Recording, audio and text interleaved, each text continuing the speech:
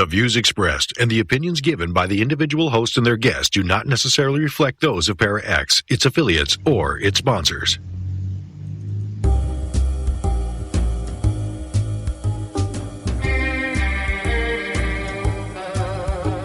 Step outside of your comfort zone.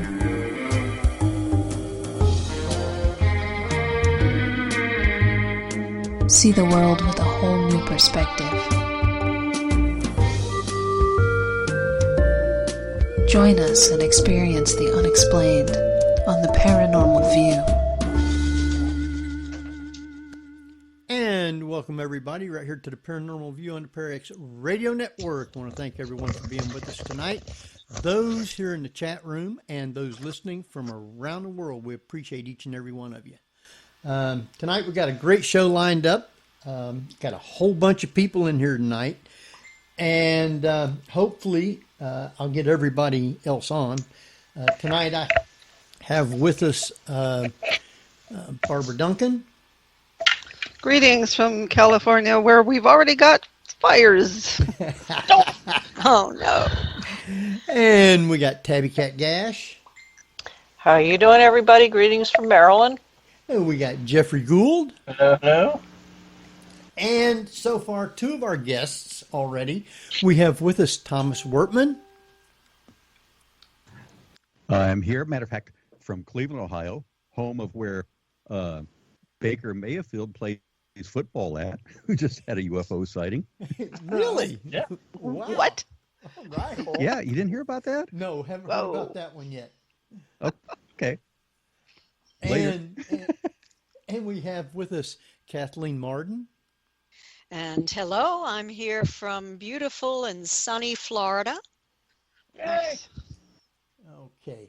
Very nice. I am going to, I guess because we've got three people that we're going to have, I'm waiting to try and get Peter into the group, but each one has a field in, I guess, research with UFOs and aliens. And we're going to be letting them have a round table, and they're going to be asking questions from each one and to the others. And what we'll do is we also will have a few questions. We're not going to try and take up the whole time, but our questions are kind of like be directed to all three dealing with this. So what I'm going to do, I guess the simplest way to do it. Oh, can we start off with this one, Henry? Yes, go ahead, because I'm going to try and get Peter in. He's not in yet. Okay. And that is Kathleen and Thomas. How are you feeling right now with the news coming out? And basically the media is being flooded with UFOs and disclosure talk. Do you somewhat feel vindicated by all of your work, all of your hard work at this?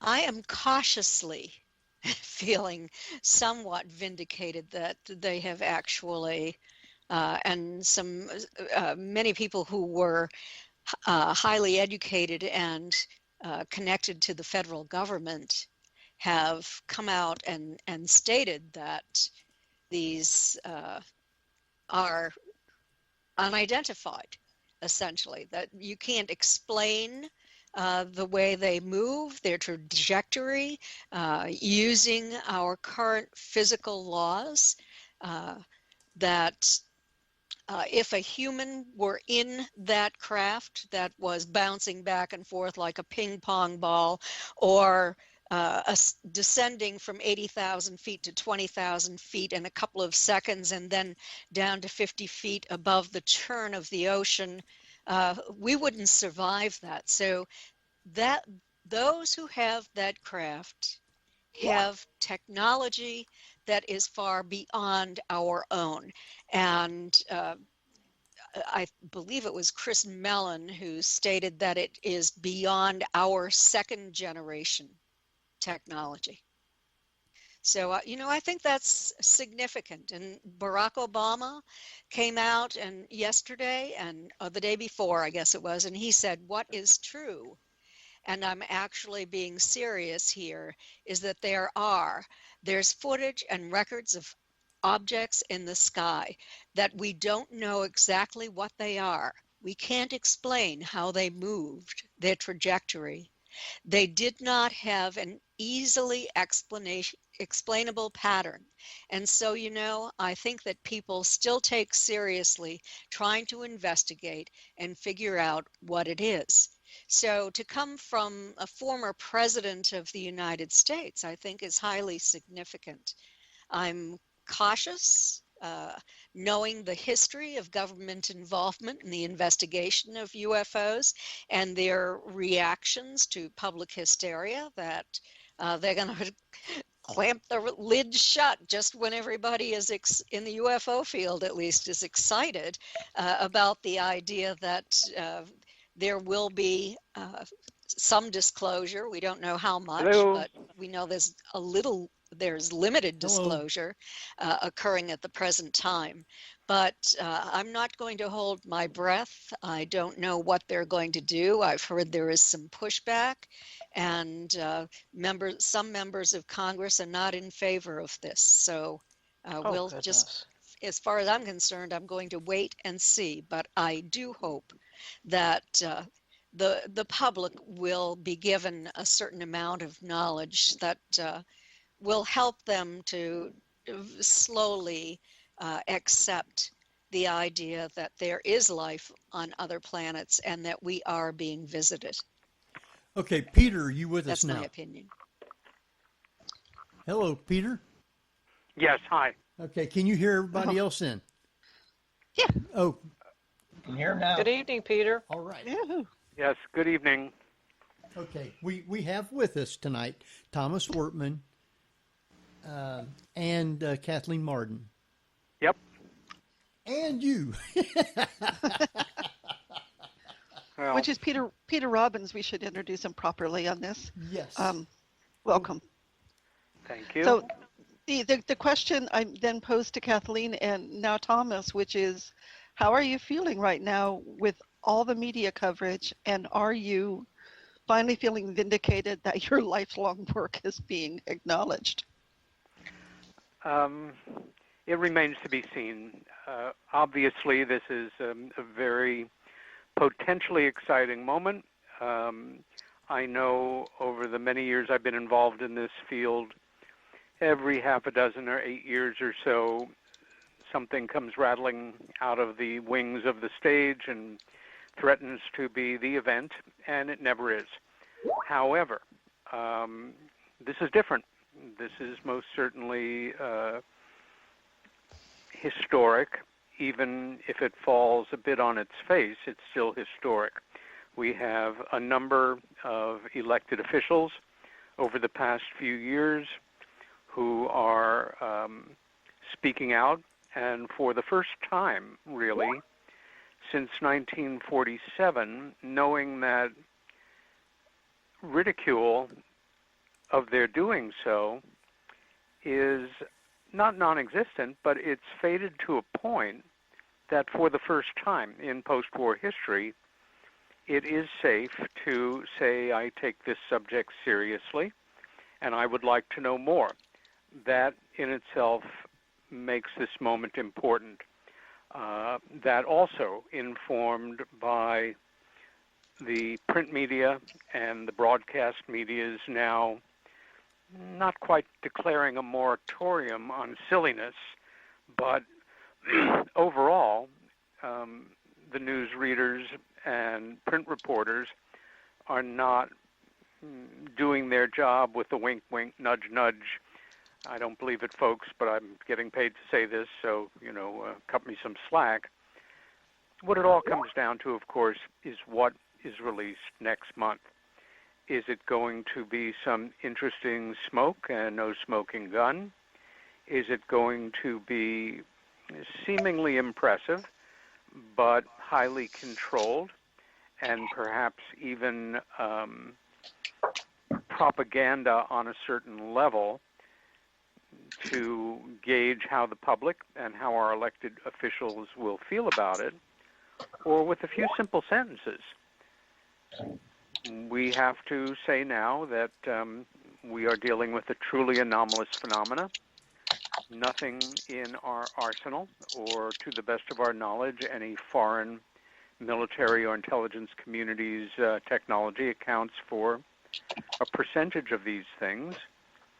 We now feel safe in saying that there is a real chance that some of these are highly advanced machines under intelligent control from parts unknown, and we need to begin to take it seriously. If it's even that little, that's huge. If it's more, that's even more interesting. If it's less, I won't be surprised. What I'm mostly interested in here is, will it be enough for a number of elected officials in the House and in the Senate to then step forward and say, I now have the courage to say, I'm interested in seeing a congressional investigation. Let's remember that the only other congressional investigation, which was actually rather courageously pushed through by then Michigan Congressman Jerry Ford in 1968, lasted 2 days, and that was it. If we can get a congressional investigation, then things will get interesting, and then we'll see what happens. All right.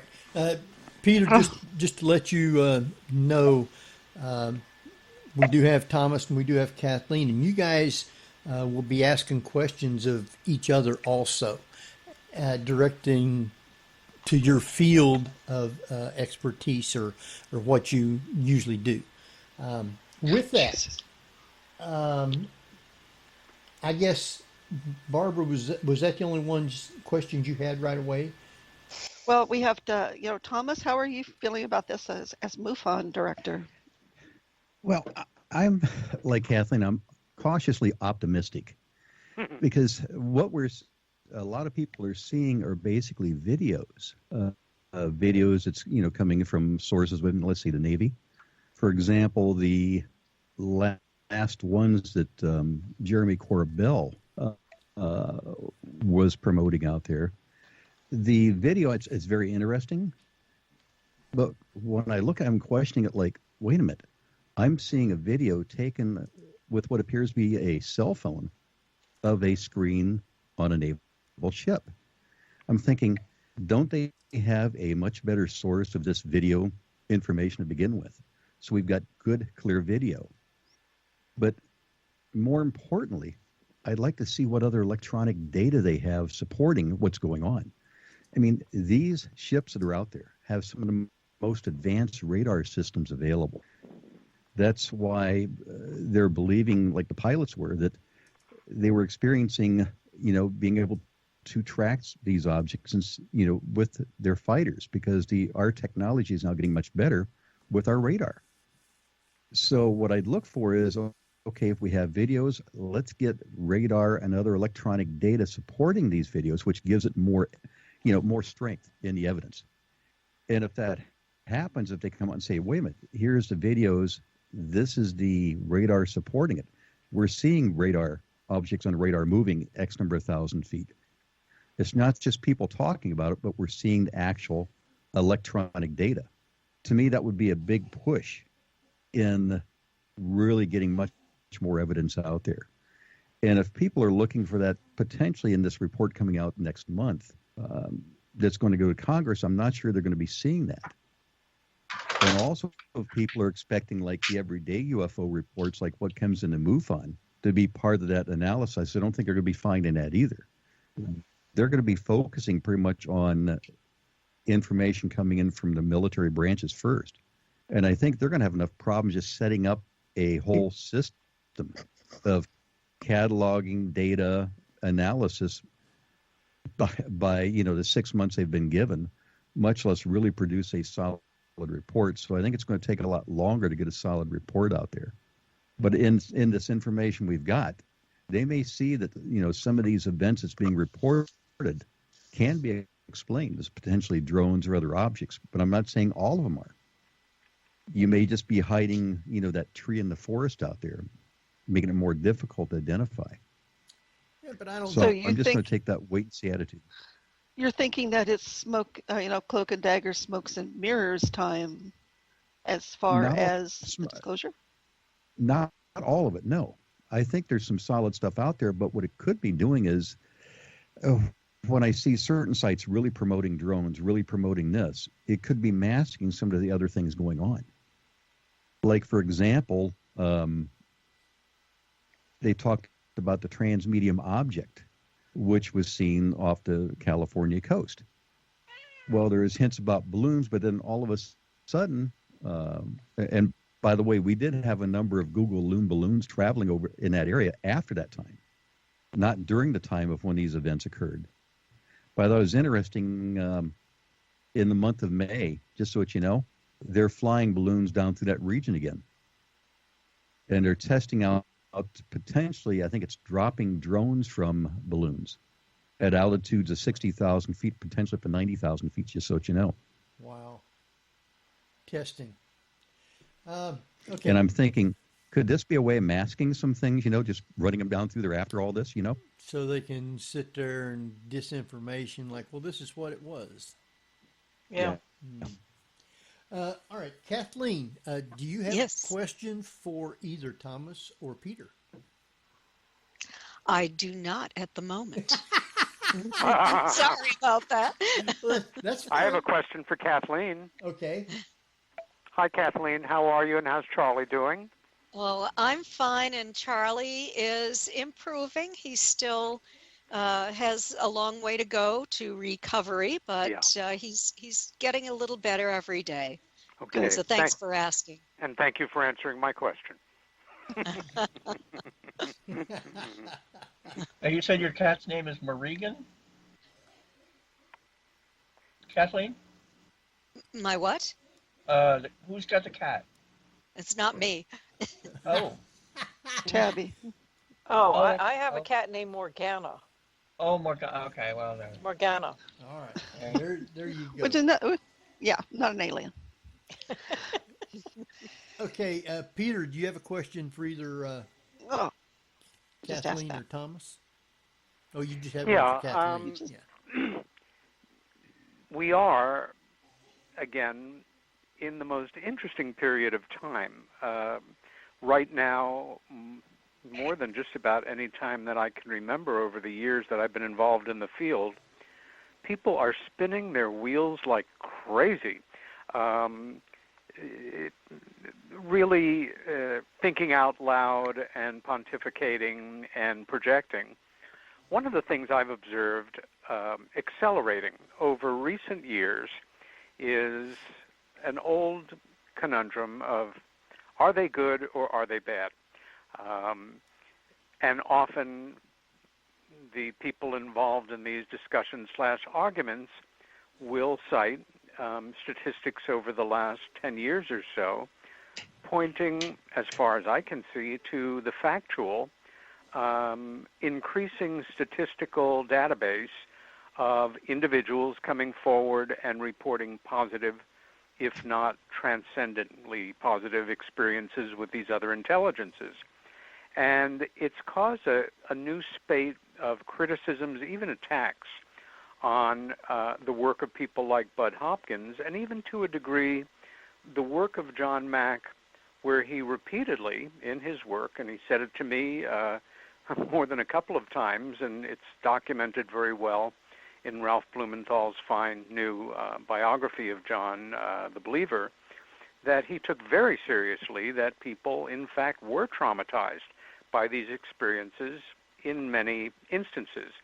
What perplexes me is it's as though people are not even looking at something that more or less is a given for me, that we are not dealing with one group of them, that we are dealing with possibly a myriad group of other intelligences as capable of empathy and pathology as we are, who may have very different aims and relationships with the human race.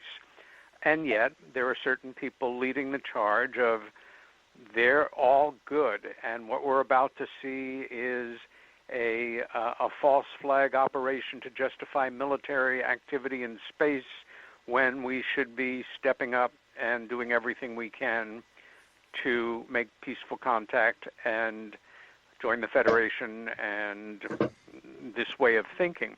Do either one of you have any thoughts or observations on this seeming division within the field and growing? Thomas?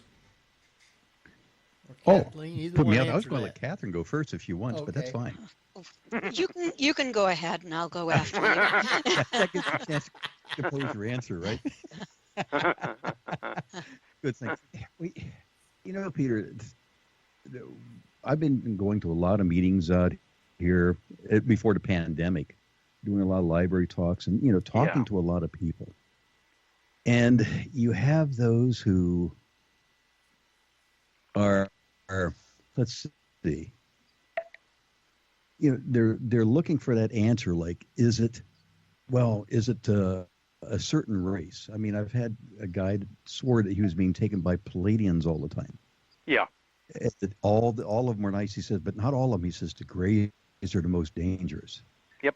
And he believed that there are multiple races. And I've had other ones at the meetings that swear, that there's only one type out there. Matter of fact, I cannot remember the name of the exact star it was from. Somebody was swearing that they were being visited by individuals from this certain particular star. Mm-hmm. But I don't know what Kathleen thinks, but what I'm finding is I've got more people now that are thinking that, potentially they've had something happen to them, that there's been potential missing time. Even getting more paranoid is what I've noticed, Peter. That people especially putting up security cameras. That's right. And things like that.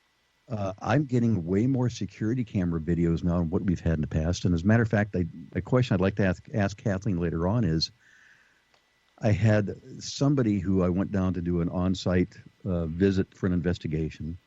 They had roughly 4 cameras set up around their house that run 24/7, even filming themselves at bed at night. And they were swearing that, they're having visitations at night. And it's like, it seems like sometimes there's more of it appears to be more of maybe a paranoia about things happening along these lines, just because of the security cameras, the security footage that people are seeing. They're looking for, an answer for something they see unusual in the video, which it just may be an optical effect. Yes, but they're looking at a paranormal connection is what I'm really going after. Good observation, Thomas. Yes, very good. And I would like to comment that first to Peter's question, it does seem that people are becoming more and more polarized on either end, that all of these ETs are wonderful, they're here to help us, they're here to save the world, we're going to live for free, and they're going to provide everything for us. Or on the other end, they are horrific, they're here to take over the world, they're eating people, they're on raping people, they are doing all of these horrific things to humans. But I have seen this in the field for a very long time, and I've always made it clear that I kind of stand in the middle ground. I'm looking at both sides, and like anything that is extreme, it doesn't sound very believable to me. And so I think that we have to realize that there are many different beings here in MUFON's study. We were able to identify a number of beings. This is of 516 experiencers. The Greys, the human types, insect mantis types, reptilians, hybrids, and sometimes Greys or reptilians who are working with what could be, people don't know for certain if they're military or not. They're called MILABs, but it's only that they behave like military people, not necessarily that they're humans even. And then there are all sorts of other little things like blue avians and tall whites and goldens and Sasquatch and all sorts of little fuzzy creatures, but those are at a much lower percentage. Now, in terms of whether or not these entities are evil, less than 10% said that they had encountered evil entities. Less than 6% stated that they had encountered hostile and sadistic entities. And in terms of the all of the experiencers, we asked the question, if you could end your contact today, would you? And what we discovered is that out of all of the experiencer group, 516, 71% said they would not want to end their experience. Now, out of the group of who have UFO abduction syndrome, 75% said they would not want to end their contact experiences. So it can't be that bad, that evil. What I do know is that they're just like among humans. There are groups that are, or more like individuals, who are not as nice as others. And that was reflected in our study, that it depends upon the entity they encountered. Some were not nice, some were much nicer.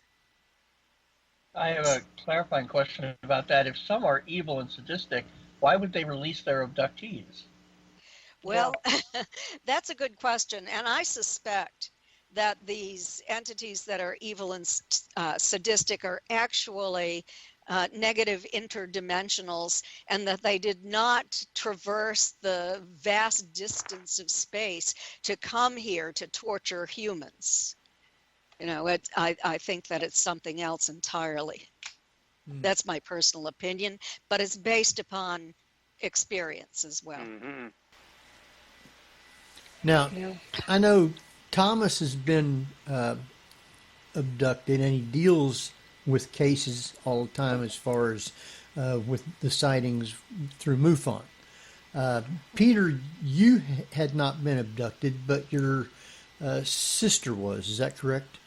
That is correct. And Kathleen, were you abducted? Yes, I was. You was. Okay. So we have a couple that in here that has the experience of that. I've got a question from Tabby Cat, and you want to go ahead and ask that, Tabby? Yes, indeed. Kathleen, I know that you have some firsthand experience and knowledge of the Betty and Barney Hill abduction. And there have been a lot of various different questions about the dress that had been examined that had belonged to Betty. And I have recently learned that a lot of the DNA testing and some of the samples coming from that particular piece of clothing, they're not entirely sure about some of the substances and some of the chemicals and so forth that came off of there. Is there any new and enlightened information on that? Well, I can give you a little bit of information, but all of the information is in the 60th anniversary edition of Captured, the Betty and Barney Hill UFO Experience. But the scientists all agree that the dress shows the evidence of the things that Betty stated.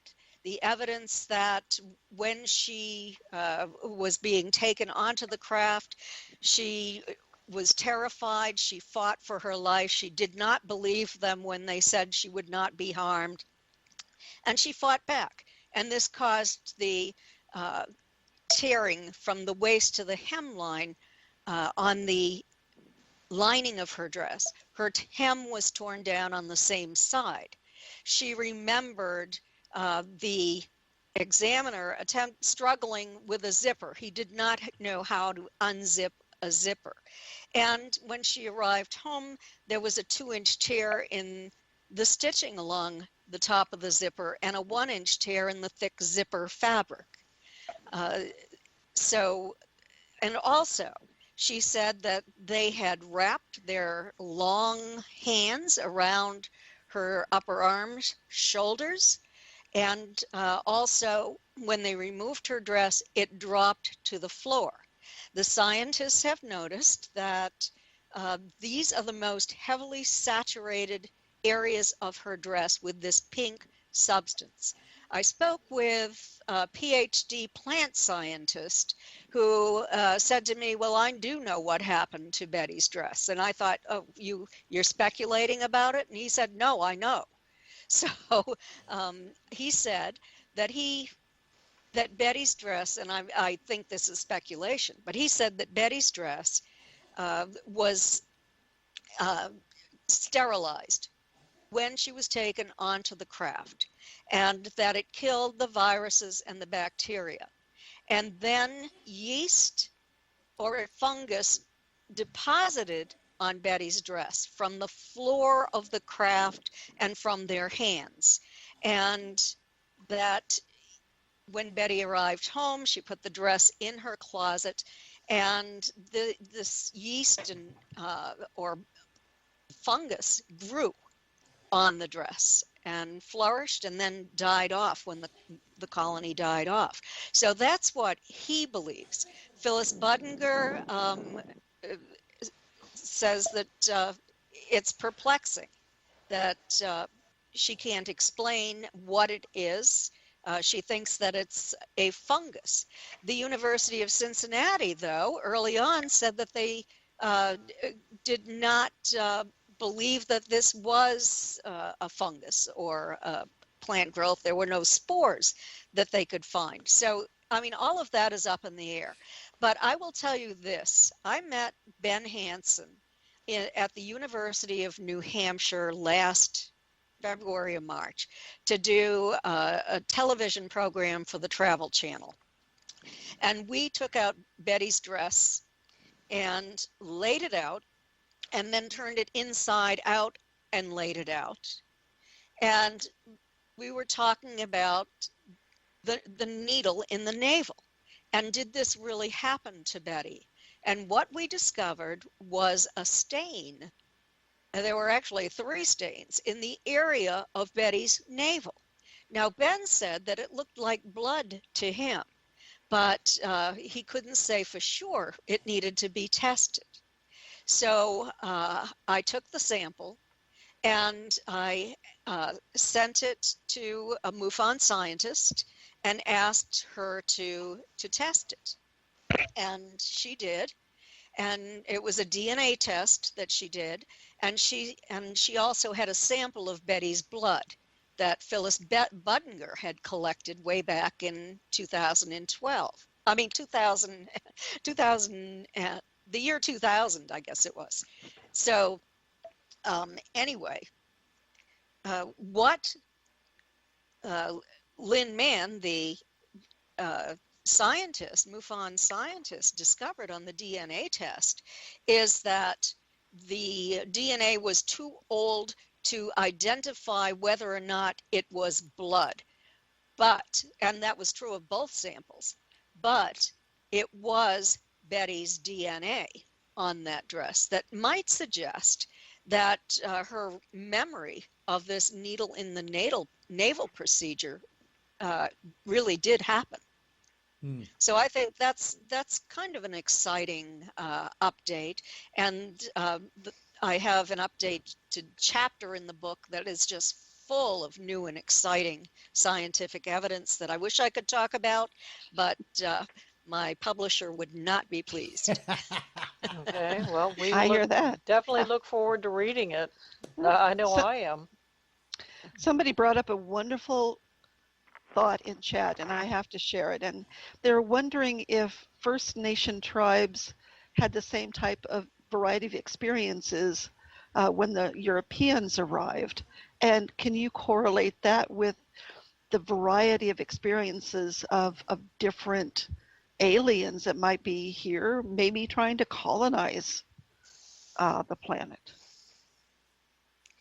Well, that's a great question, and we could probably spend an inordinate amount of time on it. Number one, the first factor would be completely dependent on whether or not that initial interface with these other intelligences that had come into their reality was a peaceful one, or one involving them being killed or tortured or taken slaves or made to dig for gold or what have you. I'm immediately reminded of a passage in Carl Jung's book, Flying Saucers. I believe the subtitle is A Myth of Things Seen in Modern Times in the Skies, to that effect. Jung took both the point of view that anomalous aerial phenomena are psychological projections of longing, for a new pantheon of gods and that kind of thinking, to, yes, they're machines from other places and they're here. But he had conducted an interview with an older African gentleman who I think was in his 70s at the time, and the interview may have been conducted in the 1920s. And he was a tribal elder or a leader of some sort, and he remembered when the British, in their bright red uniforms with their gold buttons, with their long thunder sticks, came walking into their village and into their civilization, and was asked the impact on them. And he said, in so many words, all of our dreams died. We were so completely unprepared for this. I know my friend Clifford Mahudi, who is a Zuni tribal elder, talks about the Star People and visitations on tribal land going back hundreds and hundreds of years that have been peaceful and enlightening and not threatening. It's a great question, but I think the intent of the other intelligence, the European, the stranger, the new presence, their intention, and whether it's expressed with violence or not, will completely affect and color how that comes down in their tradition. Thomas, did you That's a darn scary thought when you think about it. And you're right to a certain degree. It's either a cause for celebration, or do we batten down the hatches and prepare for something, an all-out assault in a lot of ways? And we simply just don't know yet, do we? I will add to that and say about 20 years ago or so, maybe longer, public television broadcast one of the most memorable documentaries I have ever seen on any subject in my life, and I'm a documentary freak. It was called First Contact, if I remember correctly, and revolved around the understanding that in 1930, the people of Australia, and by extension the world, understood that New Guinea was uninhabited. Why? Because they had never seen anybody. Why? Because they had only explored the very peripheral beach inland area. What they were not aware of was that there were 50,000 people living in Stone Age and pre-Stone Age condition. And what changed things was the discovery of gold coming out of river tributaries, and that caused a number of prospectors to head there and head inland. A family, I think it was 3 Australian brothers, got funding, hocked everything they had, put together a full safari with 100 bearers, and headed inland with everything they needed to build sluices and do serious mining, with movie cameras, with kitchen equipment, with food stocks, and with a small airplane in pieces in case they had to fly out, or one of them did. And what makes this documentary so phenomenal is at the moment that an individual in the expedition sees some of these native New Guinea people, he has a still camera and he takes pictures of them looking at him and his team of white people and native bearers, and that is where the documentary begins. The looks on these people's faces, it's one of the most amazing sociological, anthropological, historic moments imaginable. And they go back and they find some of these people, now elderly, who remember Master Mick and his brothers and the incursion. And it's mesmerizing. I learned so much about how we may regard them in a full-scale, culturally acknowledged event than I have, I think, from any UFO book I've ever read. It's called First Contact, and all I remember is that it's a PBS documentary. It might be on DVD, but it certainly was available on VHS in the old days. One to look for. Cool. Oh, boy. Okay, so Thomas and Kathleen, as experiences yourself, did you ever get that impression that you were being studied for, and what your impression was that what the intent behind the study was for? Well, in my case, I really don't know what the whole intent was. But the one thing that just stood out so much is, when we did the regressions, is one of the comments I made during the regression that something went wrong. And I remember keep going over and over and over again that, something went wrong. Something went wrong. Something went wrong. And it was a point, so Kathleen, because we've never talked about this, my experiences on here, because I don't think we've talked a couple of times, but I had encounters back in the 1960s, right around 1967, 68, something like that. And the encounter was basically I was taken, to summarize it.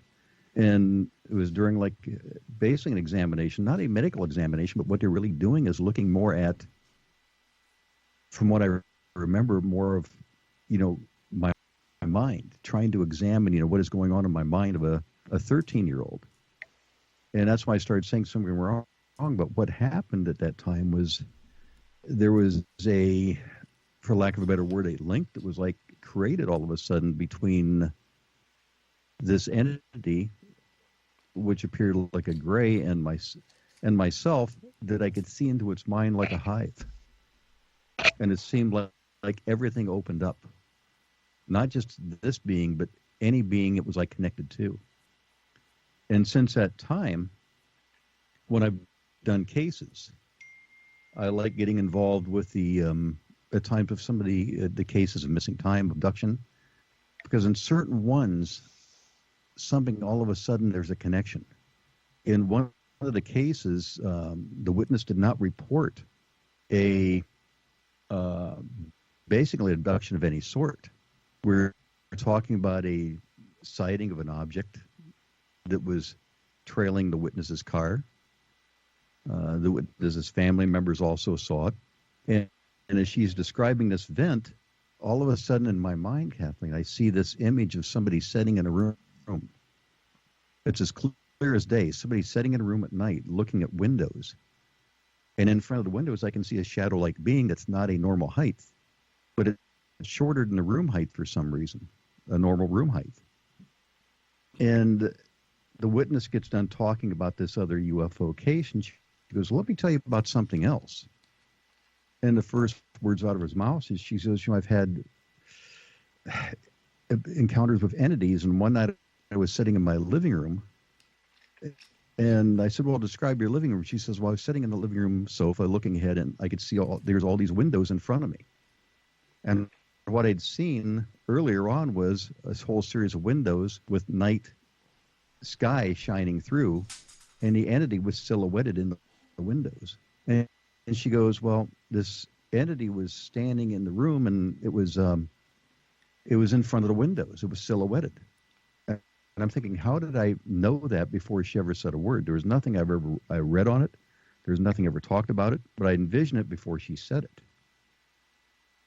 And I said, well, describe your room more in depth. And she eventually got to the point, she goes, well, you step out of where I was at with this sofa area, and it actually is like a sunken living room that goes down into another area. And she goes, the creature was standing in front of this entity, was standing in front of the windows. I'm like, that was the exact vision I saw before she said a word. And I've had about half a dozen connections with witnesses like that, including one in Southern Ohio that had missing time, that I was seeing things before they ever described stuff. Now, And it's just like you're a very talking strange about experience. it being a hive mind, or is it just a psychic connection? The best way I could describe it is almost like a hive that was like connected together, because I could feel not just it, but other entities of the same sort. And just Okay, the so word I'm it using was to more of a describe it as a hive hive mind than psychic. Yeah. Wow.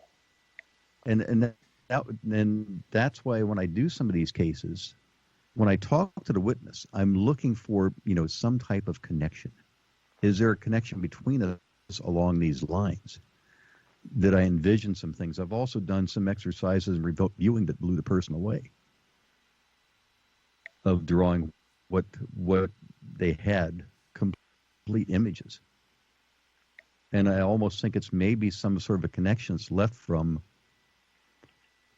over from that incident back in the 1960s. It was never completely broken, because I had the impression it was trying to basically stop that connection that was never supposed to happen. And that's why I kept saying something went wrong. That was never supposed to happen. Wow. Now, Thomas and Kathleen, I don't know if either one of you have experienced this or have, but and Peter, during your research, you might even have come across some of it. But can aliens who abduct people fix things that are wrong with the abductees, such as cancer, diabetes, eye problems, etc.?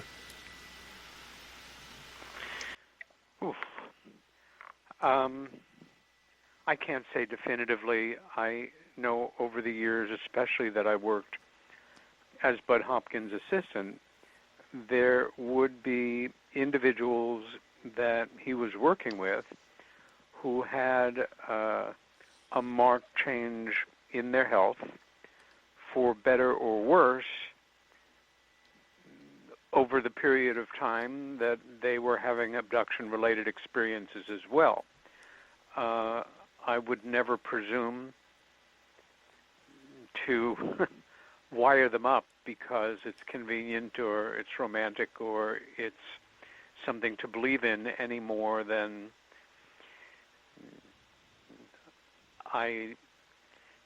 before I had my experience, I had never read a physics book, and now I know all about string theory. Or I never picked up a brush, since I was in elementary school, and now I'm a great painter. I do remember a young woman that was part of our support group for a while who had trained to be a concert pianist and who stopped playing the piano, as far as I know, for good, once she really began to have these type of experiences. It's, again, tempting to try to suggest that the cause and effect are wired together, but it's speculation. I wish I had a better answer to that question, Thomas.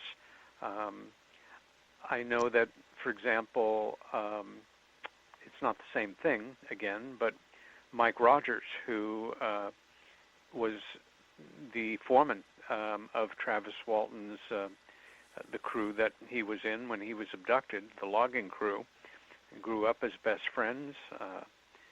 They continue to be friends. He never drew or painted to any degree growing up in Snowflake, Arizona, but he started to after this experience, and he became so good that if you have a copy of Travis's book, Fire in the Sky, the illustrations are by Mike. And I remember asking him about that, and he didn't give it some heavy mystical leaning or that this power was given to him by them. You know, you have a life-changing experience. It makes you examine your life and maybe make a decision to do something that you've never done before and stick with it till you get good. That's completely off the topic of health. At the same time, it would not surprise me if there are documented cases, to whatever degree they can be documented, where a positive health turn was part of experiences that somebody had with other intelligences, or a negative one. I would like to answer that question. Yeah. First I want to speak to Tom about visions. 65% of the abduction group in our study stated that they had become more psychic as a result of their experiences. And this was also borne out in an academic study that was done on experiences at the University of Connecticut as well. And I've written about that in my book, Extraterrestrial Contact, What to Do When You've Been Abducted. But relating to healing, that was a question that we asked again. And among the general experiencer group, only 10% had stated that they believed they had been healed by extraterrestrials. It was 45% among those who had UFO abduction syndrome, as identified by the American Personality Inventory that was administered by Dr. Don Derry, an academic psychologist. So, and I do have an example that I can give you. I was working with an experiencer for a number of years, and there was quite a lot of evidence. He had had an object removed from his body. He had a T-shirt that had changed color. It was now pinkish colored instead of tan in a lot of areas, and had gone to scientific laboratories. And then he called me. He was very distraught. And he said, I have cancer. I have lymphoma. And I'm set up to go before a panel of oncologists, and I'm scheduled to have surgery. And he said, I'm afraid I'm going to die. And I said, well, do you know that if you ask for healing from your ETs, there's a possibility that they might heal you? Because I've heard from many others that they have been healed by their ETs when this has been requested. So, additionally, I said, do you believe in God? And he said, yes. And I said, well, let's cover all bases. I said, we'll both pray and we'll both ask for healing for you. A couple of weeks later, it was just before he went in for the surgery, he was in his bedroom. It was 1 o'clock in the morning, and he saw an orb enter the room. It slid down the wall. It was a white orb with a beautiful baby blue halo around it. And he was able to video this. And it flew across the room almost like a butterfly, the way it flew. And then it hovered momentarily above his body, putting out iridescent tendrils. And then it dove down into his body. When he woke up at about noon the next day, the nodes on his neck had been very, very large, and now they were not visible. I have the photo before and after photographs in my collection.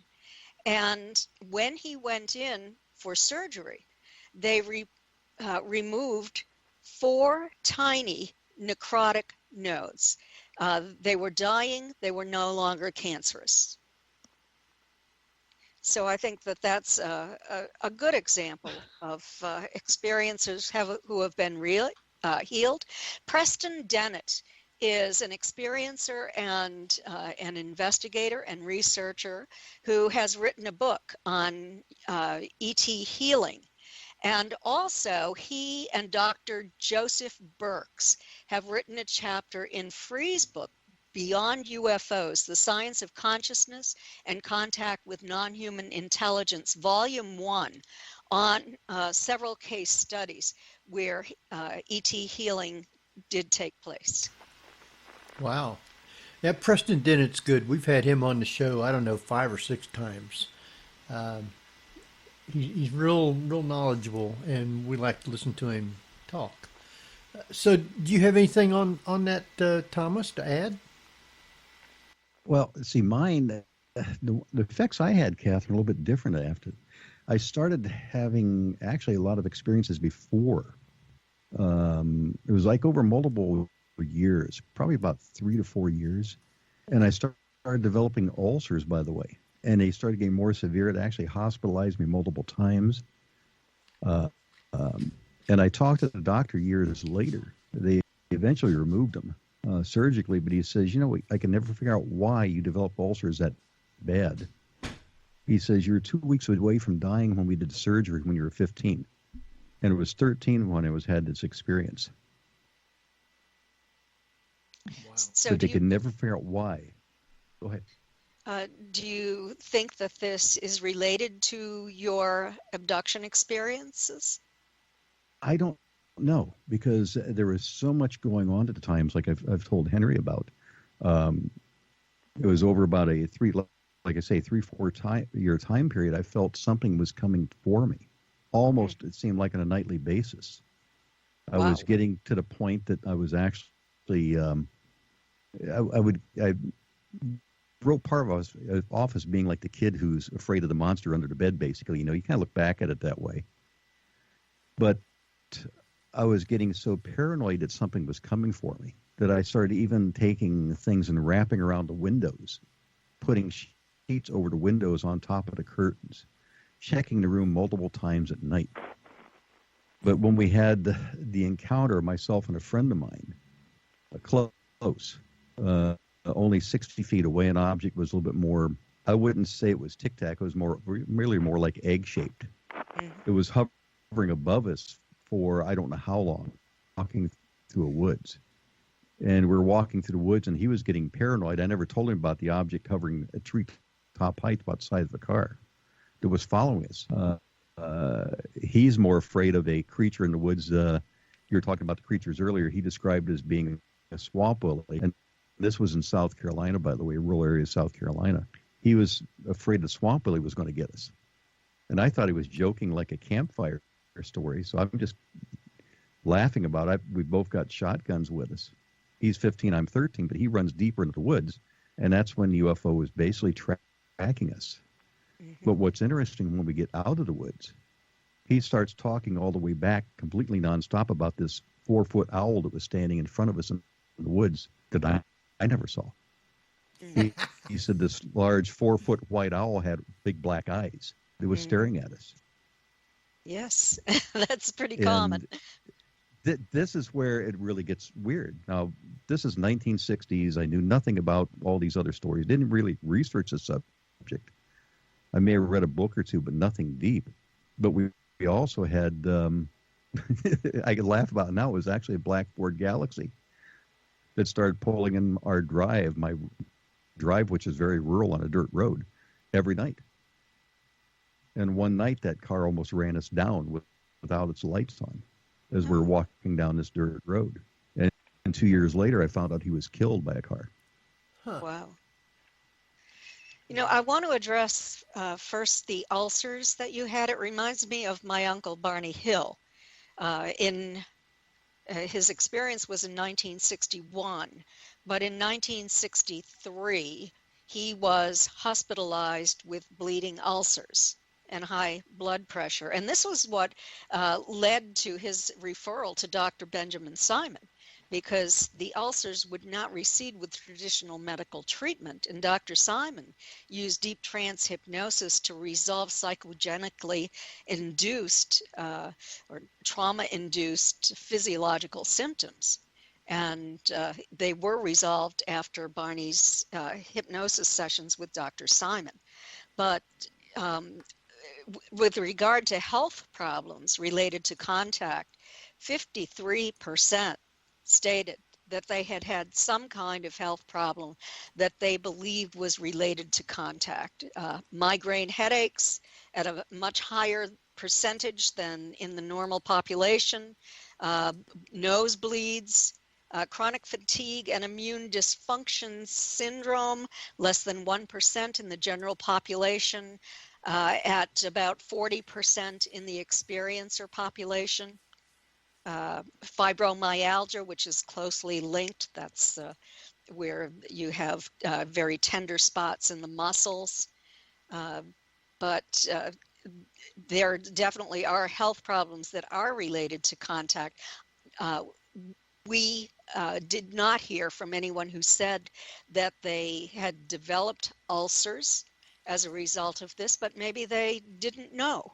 So I unfortunately don't have the data on that. And yeah, go ahead. It's interesting about Barney Hill, though, when you mention that, because mine were bleeding very severely.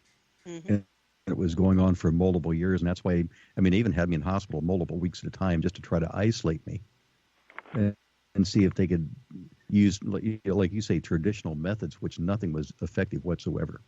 Mm-hmm. That's very interesting. How did you finally get rid of your ulcers? Just through surgery? Surgery. That was the only way to get rid of them. Is that so? Wow. Mm-hmm. Mm-hmm. Wow.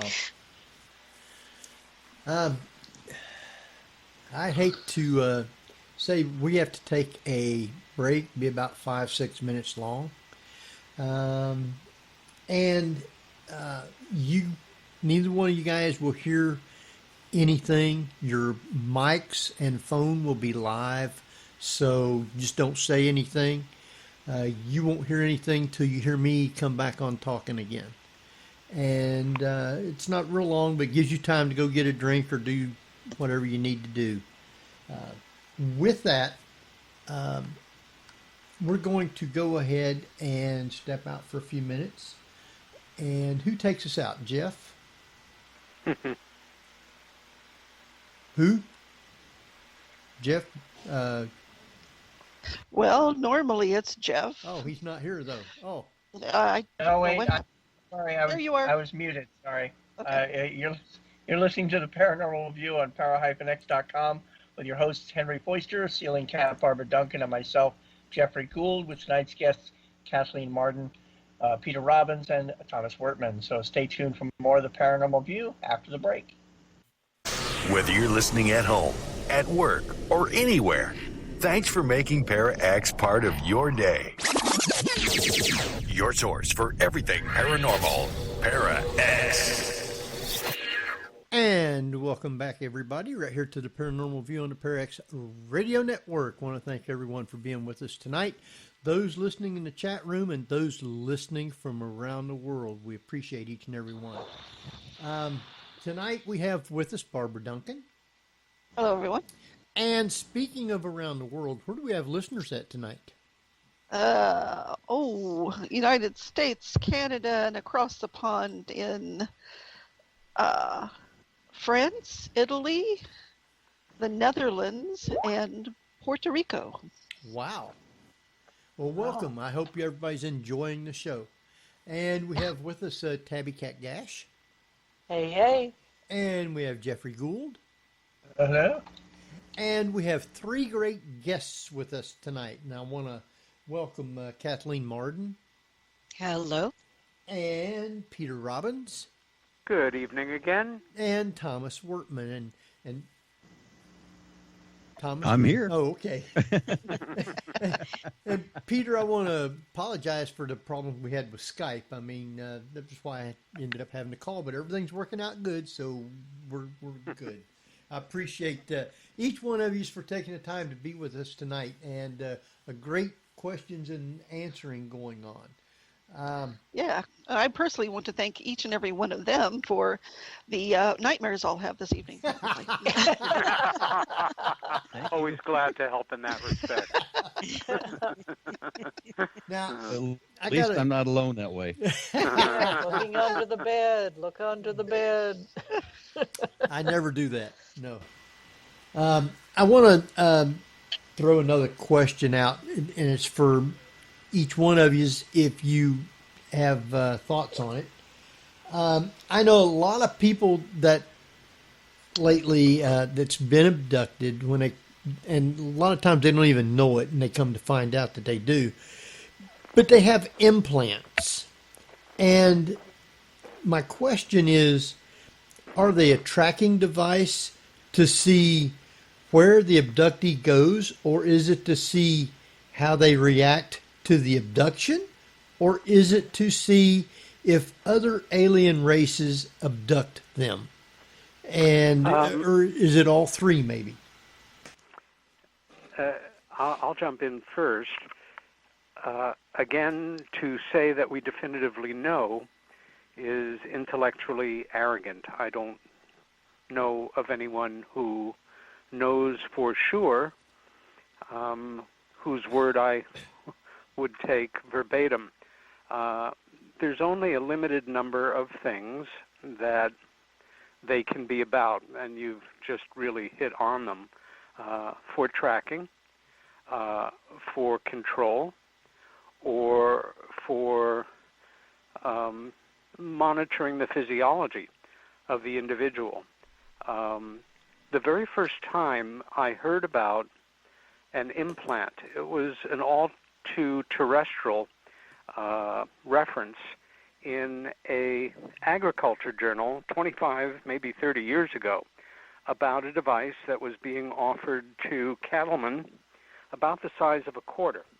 That was a small transponder that could be a cow inserted into the cartilage in a cow's ear under anesthesia, local, to track whether or not the cow had wandered out of the property and to be able to retrieve the cow. That's simple, like a LoJack for an animal.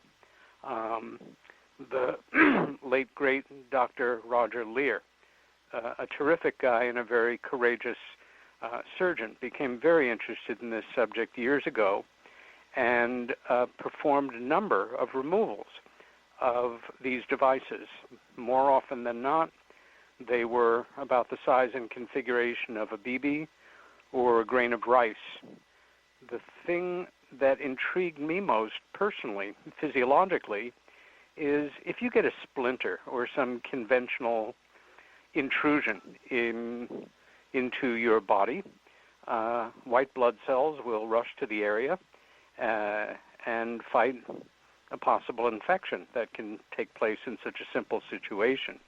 How was it that the body never seemed to detect these intrusive little devices, which literally always were, if they were picked up in a CAT scan or an X-ray, if they were metallic or silicone-based or what have you, that the body never noticed them? And what Dr. Lear discovered was fascinating, that they had an incredibly tough, incredibly thin coating that was the equivalent of the coating on a stealth aircraft.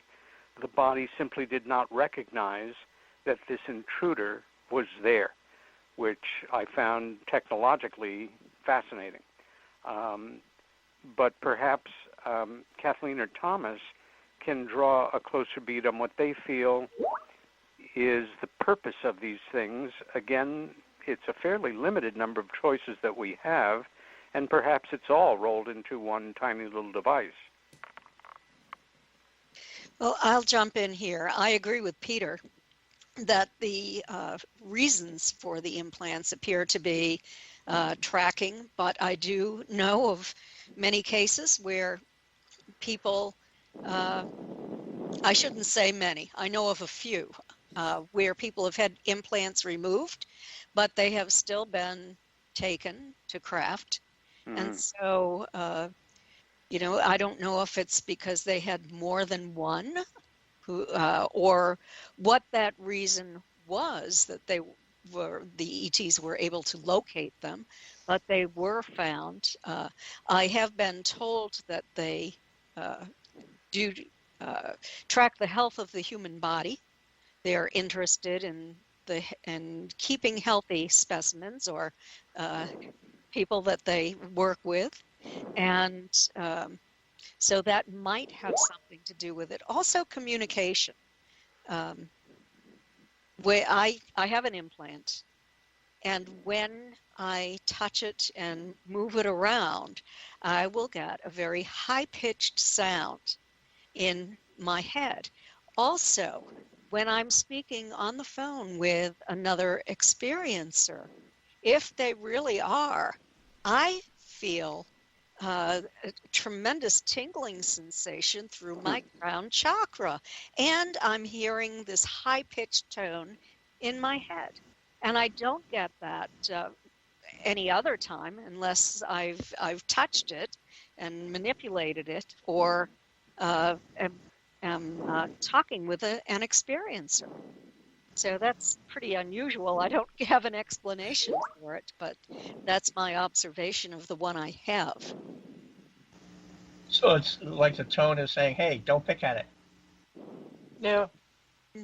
No, they're just listening, and they're happy. When I have that tingling sensation in my crown chakra, it's a wonderful feeling. It's like, ooh.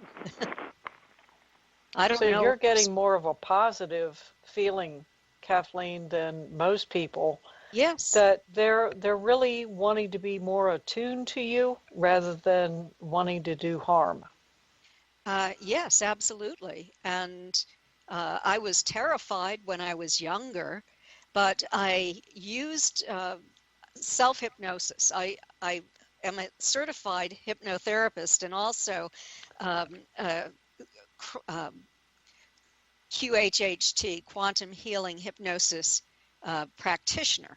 And so I used what I had learned to hypnotize myself and to give myself a rapid induction. So what I learned is if they come into my home at night and I'm awake, then rather than having that fight or flight response, before I can get that, I give myself the words I have to use to put myself into a deep trance.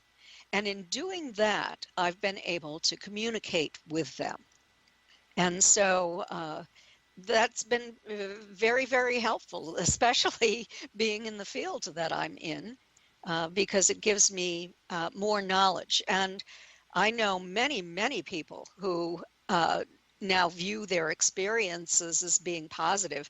I didn't think mine were positive in the beginning. I thought that I was a lab rat, that all kinds of horrible things were occurring, that these were just not nice entities. And then I changed my mind as I grew older, and I was able to know more about them and their reasons for being here, and had done major studies on communication with non-human intelligence, either non-physical or physical, among abductees. So yeah, I was able to get some knowledge on this. Well, and it sounds like you've got more of a spiritual feeling from everything that's happened to you rather than a negative. Yes, and one of the questions we asked on our study was, have you become more spiritual or less spiritual or neutral as a result of your experiences? Among the experiencer group, all of them, 69% said yes. Among those with UFO abduction syndrome, 86% said yes, they have. Yeah. Wow. So I think that MUFON often hears from the people who are having problematic experiences or just have a lot of fear around this. And I have to say that fear colors one's perception of what has occurred. If you're incredibly fearful, you tend to view it as being something negative. I did for years. I'd like to jump in for a moment. Kathleen makes a very important point. When I became involved in this subject in the 1970s, and the Betty and Barney Hill case was literally the only abduction case that was receiving any serious attention, with maybe the exception of one or two others. The people that were reporting these events had little, if any, cultural reference. It was anything but the powerhouse of popular culture, or of books, or of made-for-television movies or advertisements that it is now. And in the 80s, when Bud Hopkins started his very first UFO abductee support group, people were coming together, in many cases having no contact with this subject other than in their own experience, which, if anything, magnified the sense of loneliness, anxiety, fear, and concern, even though identical experiences are happening to people now 30 years later and more. We are in a culture where even if people don't accept this or try to rationalize their way around it or feel it's some kind of psychological aberration combined with sleep paralysis and whatever else, it is a known commodity. And that loneliness factor has dissipated tremendously. So hypothetically, the same person could be having the same experience, as a different person 30 years later, and immediately know, for whatever else, they're part of a community, and that you are returned, that you still can move on in life with your dreams and your hopes and having good times, even if you don't know if it's going to happen again and or when. So we're dealing with an entirely different cultural framework, which may be softening the experience or leaving individuals more open to having a positive, ultimate outlook on it, or at least not so frighteningly negative as people did in earlier times. You're both bringing up really important points, and I want to kind of broach this. Everybody remembers the Clark's adage of any really advanced technology would be indistinguishable from magic. Would a sufficiently advanced alien being be indistinguishable from a spiritual being? And so, are we being manipulated to advancing spiritually in the same means as we would be from a magician's set? Perhaps. Whether it's consciously or unconsciously, yes.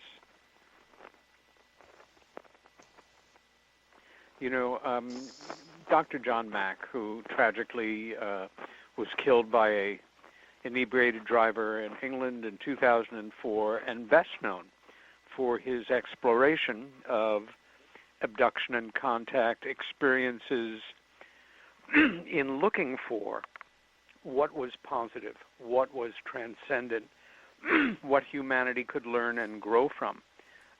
in terms of these contacts with other intelligences. This was a very conscious choice on his behalf. He made a decision based on what interested him the most and devoted a good part of the latter part of his life to exploring just that, where people like Hopkins were essentially involved in doing triage for traumatized people who were seeking him out and looking for validation or exploration or reduction of anxiety. But yes, that may be part of it. However, if you're scared, it's hard to open yourself up to love and transcendence. Yeah. Thomas? Yep. I'm just listening to everybody else right now and enjoying the conversation. I look at my own experiences as changing over the years. Back, all the fear I had back, let's say in the 60s, right now I look at that in a different way, because somebody says, when you go out and do investigations, aren't you afraid of running into something? And I'm thinking now, if it happens, it happens. Going back to another adage on there, Peter, if it didn't kill me, it maybe make me stronger, Yes, indeed. Exactly. And that's the way I kind of look at it. I mean, yes, I can't say the ulcer was related to that, but, or what other effects, but, I survived that. And maybe it just made me stronger and maybe look at it in a much more controlled way now than what I did back then. Wow. Yes, but Thomas, can you look at that, well, if you want to call it a psychic ability that you developed over that period of time, as their way of advancing you towards something else, or do you feel that it would have happened naturally anyway? I think it was a complete accident. Wow. Really do. I think there was something that, that they were maybe trying to peer into my mind, find out, what's going through this individual's mind, examining emotions, something else. And maybe some link was created that was not supposed to happen. And then, again, this is where you just throw speculation out that a number of the events that happened after that, I mean, it kept intensifying even more. These feelings that were coming, the fear factor, basically. And it just, I guess you could say, it just kept building up.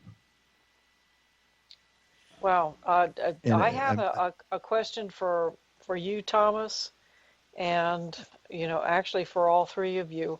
When it comes to the emotions that you mentioned, that you're saying that these aliens may have taken, what you were feeling at the time, and they put that to, the context of a lab rat type of thing. Do you think that perhaps the aliens that may have been abducting people and are still abducting people are looking at our emotions and wondering why we are doing what we're doing, why we're doing it, and analyzing? That really... Go ahead. Yeah, I mean, why is that? Why do they think that we're doing what we're doing? And because it just seems like over the years, various different people, when they experience the fear and the frustration and the anger and everything that's happened to them during these abductions, the aliens are looking at that and going, why? And you can't help but wonder, is it because they don't experience that? Is it that they're really wondering why we're experiencing all of these things when they don't? That was something I've been wondering for years, and maybe Kathleen can help us with this, but it's the emotion factor itself. And what makes me think that it didn't truly have emotions is because the minute it realized that there was connection between the two of us, I don't want to say it was surprise in its reactions. It was just like, this is not supposed to happen. and it was trying to like find a way to correct this, because I remembered setting up on a table, being able to move around, and I was never able to do that before in any other experiences I had with those beings. It couldn't control me. And it was like, I don't want to say surprised, but that's the closest I can come to it. But it didn't seem like it truly had emotions. I would add to that a good number of the individuals that I had the privilege of working with Bud Hopkins, especially women who had had hybrid pregnancies. The scenario was so identical in case to case, wherever they were, at whatever time they had this experience, where they were brought into a neutral space, often a white space without a lot of differentiation, and a gray type being brought in a baby, a child, an infant that was, to be blunt, part us, part them, and handed it to the mother, or seemingly the mother. And the impression was always to observe how that individual reacted when being given this child. My intuition, my accumulated knowledge for what it's worth, my critical thinking and common sense suggests to me that certainly among the gray type beings, that facility of what we call emotion is absent, and that is something that either fascinates them or that they are interested in about human beings. In the Brooklyn Bridge UFO abduction, Linda was brought into that kind of space with a boy growing up a number of times over the years, and they were simply left on their own to talk, to goof around a bit, to play, 7 years old, 8 years old, what have you, with the sense that they were simply being observed. Again, this is purely circumstantial, but I'm not familiar, maybe Kathleen is, with any instance where gray type beings seem to manifest what we would characterize as emotion. Yes, I would like to speak to that. I have a long history of hearing from experiencers that they have been taken on craft and certain types of situations were created, maybe in a holographic image. I had one man who said that he was taken to craft and his deceased father and his deceased dog were presented to him. It could have been a holographic image, but these entities are very interested in human emotions. And I think that they also are very interested in our primitive emotions and fearful that we could destroy this beautiful planet of ours, because they say that our technological development is out of sync with our spiritual growth. And when this occurs, they've seen it happen elsewhere, that it could lead to annihilation. So that's one thing that they're very concerned about. They also have told Denise Stoner, who is my co-author on the Alien Abduction Files, a multi-generational experiencer. They've told her that they lost some of their emotions. They lost their ability to reproduce on their own. And so that's part of what they're doing. I think that they have a pretty complex agenda from all of the information that I've been able to find and have reported to me. But they do appear to be very interested in our emotions. One thing that I had happened to me on the craft, and it only a small percentage has had this happen. But I had the most intense feeling of love projected toward me that I had ever experienced. I never experienced anything like that on Earth, but it was like projected toward me. It wasn't a show of love. It wasn't a thought of love. It was a feeling of love that, and I don't know, some people would say that's manipulation. Some would say she has Stockholm syndrome, but whatever it was, and I really don't know the reason for this, it made me feel a lot more comfortable in their presence. Now, with all these things like this, how much of a difference does it make on which type of alien has abducted you? I mean, which ones is more open to us and which ones are more closed off to us, kind of? Does it, if no one wants to answer, no, I ahead. can. Yeah. Oh, go ahead, Kat. Okay. Well, it appears that the human types are the types that are more open to us, that experiencers can have a positive experience with them. Even if they develop post-traumatic stress initially, when they remember what happened, then they decide that this was a comfortable relationship. But with regard to the Greys, there are different groups working with different groups. Some Greys work with the human type, some with mantis types, and I've even heard that some with reptilian types.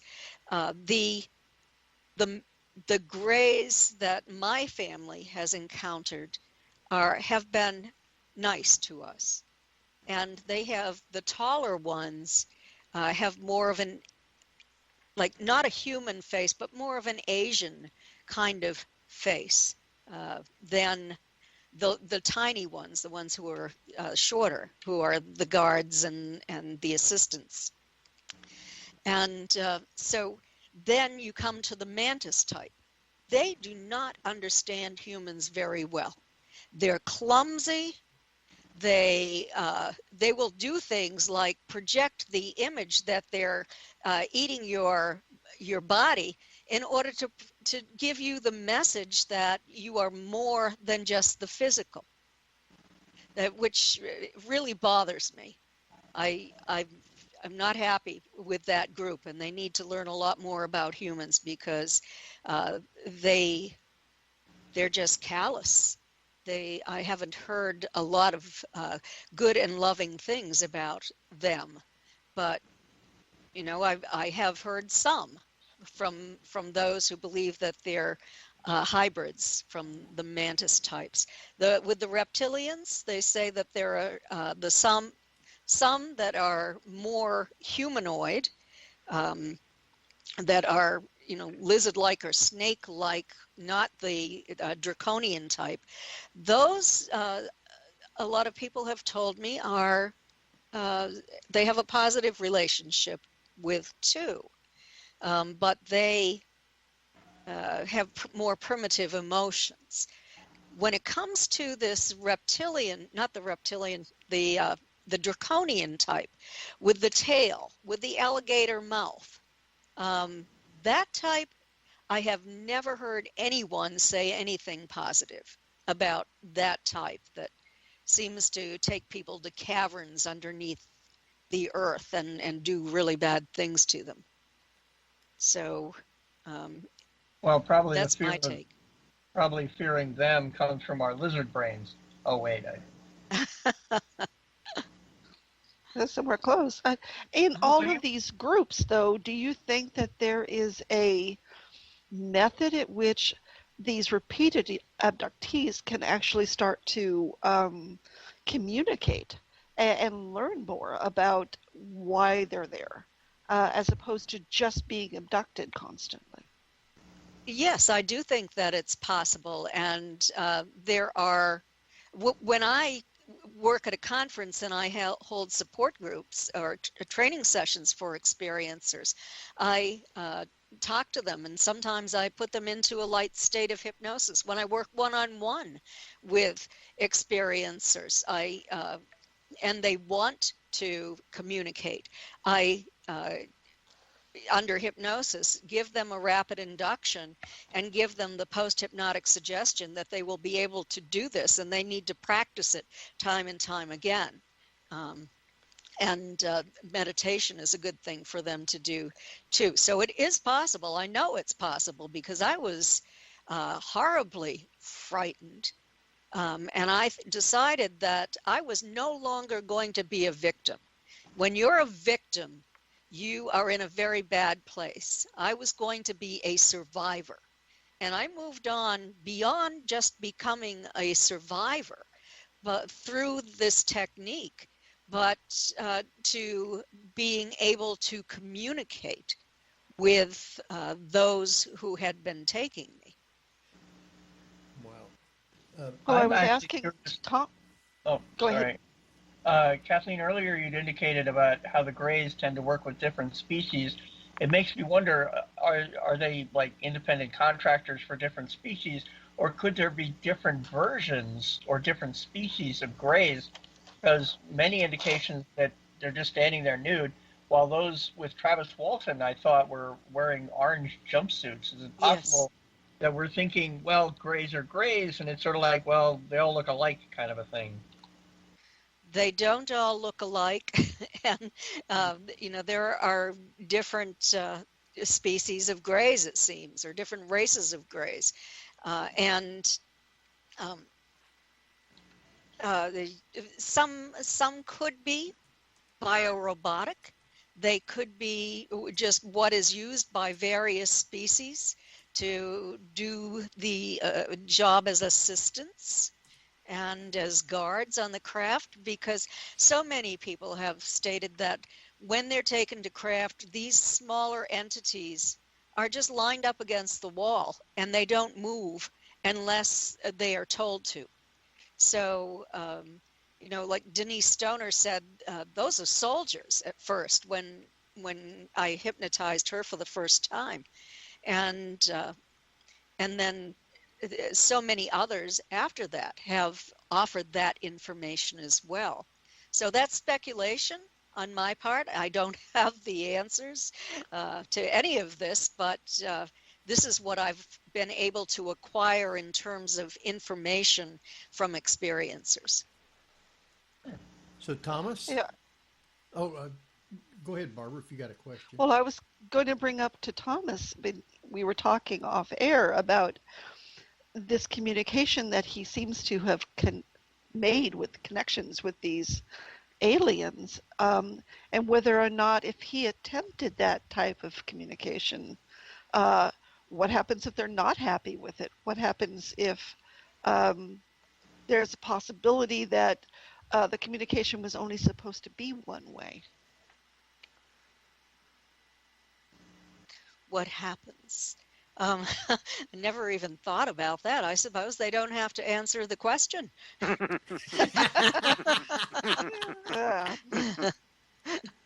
that's almost like on Doctor Who, they sort of added the fact that he can do something of a Vulcan mind meld, but while he was communicating with Madame Pompadour, she was able to start reading his thoughts, and he couldn't understand it because no one had ever done that before. She said a door opened can be entered either way.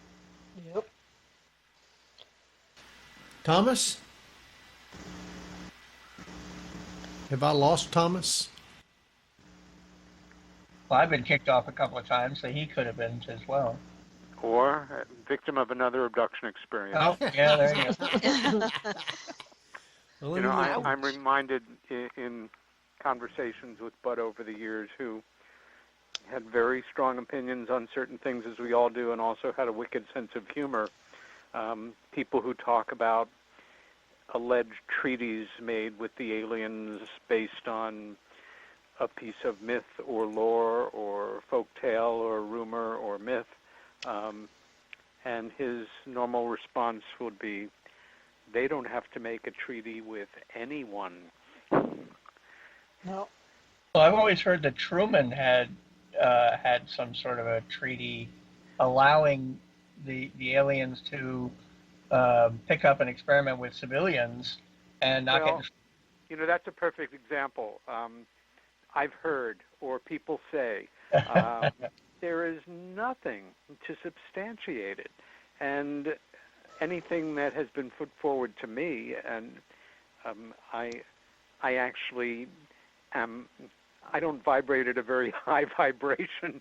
I'm a fairly nuts and bolts person. I aim for evidence on a certain level that hypothetically could be presented in a court of law, if courts of law adjudicated such things, and show me something. At the same time, anything is possible. And one thing I know for a fact is that it's always possible for me to be wrong in situations like this. Well, of course, also you've got the fact that, they could always say, well, here's the evidence you've been asking for, and it's all redacted. There are a couple of ands and maybe a the here and there visible, all blacked out. Okay, Thomas said that his computer locked up and he had to reboot. I'm back. Oh, okay, good. All right. There he is. Aliens will do it every time. Always. Black. So He knows too much. So you missed quite a bit. We were talking about the different types of aliens and which ones worked with us and which ones didn't really work with us. Which ones were I good got and that bad. much. And Which type abducted you? Do you know? the gray. And now here's an interesting thing for Kathleen. One of the memories that stood out the most is when I went through the regression. I looked over at the far side of the room, and here was a gray standing. And I told the person who's doing the regression, I said, it appears almost like a sentry. It's on the far side, non-moving, like just making sure you don't go anywhere. That's all it was. But the ones up close were the ones doing the examination. Now, those are the ones I had experiences with. Now, I've interviewed potential, abduction witnesses describing, some of the ones that they've had experiences with. And I've had some, like you were describing, Kathleen, that were humanoid. One witness she described as being the most wonderful man that she ever saw in her life, and she wanted to run away with him and leave her boyfriend. And she had just this feeling of good coming from him. Period. That was all it was. But I've also had a friend who had experiences with the Pleiadians, and his experiences left him with the feeling that he wanted them to come back. He was upset that they actually left him. He was feeling he had such a great experience. And he was even one that, when you were talking about the implants earlier, he was so incensed about, he believed he had implants, he was actually trying to cut growths off that he thought were implants. Himself on his own body. But the thing you look at behind that is, what is making this man so incensed with, this feeling? What is bringing that on? He didn't like being alien friend zoned. Well, he wanted to go back that bad, but he just was so incensed. Hey, there's implants. I want to get to them. This whole feeling, and it's something like individuals look at him first and say he's just completely crazy. But I think the thing the individuals have to look at is, why is this individual having feelings along these lines? Sort of a dichotomy. Yeah, why is maybe all these experiences he's had over the years? Because he's claimed he's had them going back. He's right now in that 60 age group, so he's got to be going back to the 1960s also, early 1970s. And he's had these experiences going on for this many years. That he wants them so bad, he's willing to do things. So is it kind of a post-hypnotic suggestion? If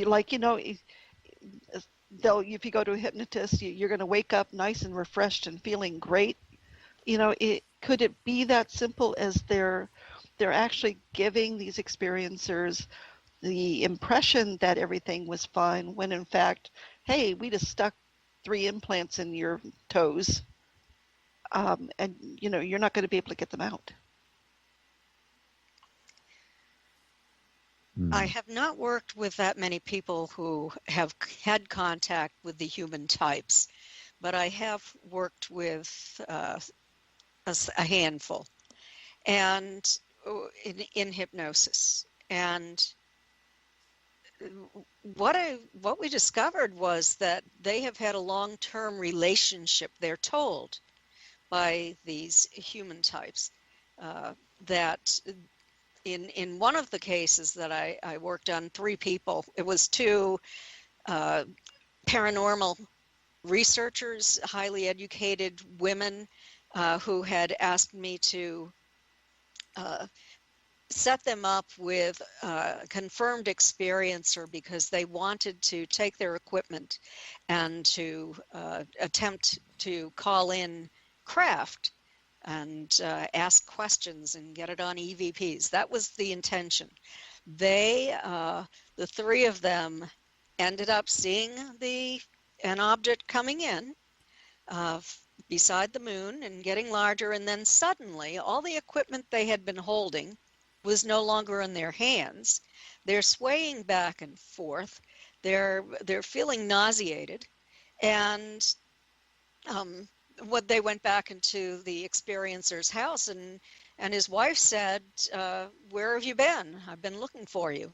They were missing for 1 hour and 45 minutes, and during this time, the hypnosis sessions that I did separately, we found that those who were interacting with human types on the craft were given information about how these ETs had known them throughout all of their lifetimes, and that these human-looking ETs had at one time lived on this planet, but there was an environmental collapse, and they had the technology to move on, but many had to stay here.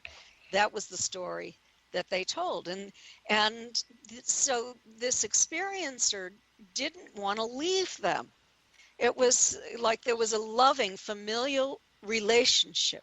There was another experiencer who went to a different group on that craft, and I'm not even sure if they were mantis types or what exactly they were from the description, except for that they had big floppy feet. But she felt that she was meeting with family again, that they loved her and she was part of them, and that she had volunteered to come into a human body in this lifetime to attempt to raise human spirituality. So that's the kind of thing that I'm hearing from experiencers who, interact with the human types, and some type who works with the human types. Wow. Our time, unfortunately, is just flying by. So I want to give each one of you a minute or so just to follow up on anything in your thoughts on what we've been talking about. And we can start with Kathleen. Well, I think that we have had a lot of very good questions and supplied some answers based upon scientific research and with academics. And but there's a lot more that we need to learn. And I want to say that if you want to visit my website at www.Kathleen-Marden, MARDEN.com, read my articles on essays on contact. And there is an essay in there that is fairly new, and it's on communication with these non-humans. And it involves a Navy admiral and a Canadian scientist back in 1954 through 1956 or so. Wow. So that's what I have to say. Also, the conferences I'll be speaking at this year are there. All right. Peter? We are, whatever else can be said about the moment, at a historic moment in the world of UFO studies and perhaps in human history. Again, the announcement next month coming down from the Pentagon may prove to be disappointing, or people will accuse it of being a false flag, or it will be controlled information, not so much truth, but geared to produce a certain result in the populace. But stay the course. Whether or not you're an old hand at this, like Thomas or Kathleen or myself or so many of our colleagues, or you are a serious student of the subject or a new student of the subject, use your common sense, your critical thinking, educate yourself the best you can. See yourself as an educator for people that you know that may be exhibiting an interest for the first time. Don't feel awkward about recommending a book or a documentary, and stay in this dialogue. It's certainly an exciting place to be right now. The implications for humanity of the reality of other intelligences is something I think that can bring us all much closer together. And that's what I've always had my eye on in this field of endeavor. Thomas? I can't echo enough what both have said. And especially now we're looking forward, like Peter said, at a big crossroads here. We have potentially a lot more information coming out. We could be disappointed. But I think it's important on the education side, like Peter said, to go out and research things, look at things critically. Use your head when you examine things. Just don't take what you hear, the first time for granted. Do your due diligence and research, read, and go back and look up a lot of historical stuff because there's so much great things contained in there. All right. We are down to under 2 minutes. I want to take the time to thank Kathleen Marden and Peter Robbins and Thomas Wertman for being on with us tonight. Great show. Wasn't long enough.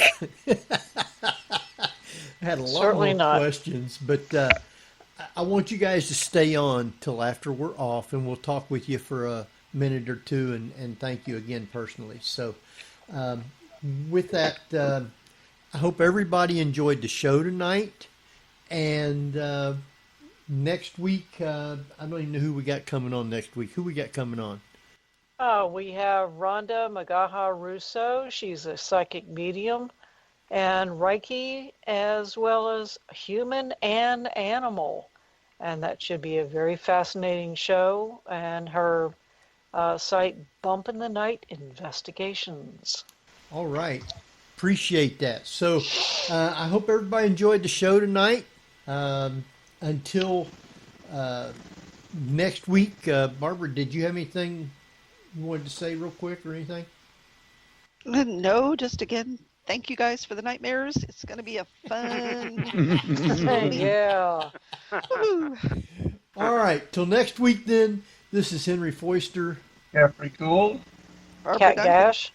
And we'll see you Barbara next week at the same time. So good night, everybody.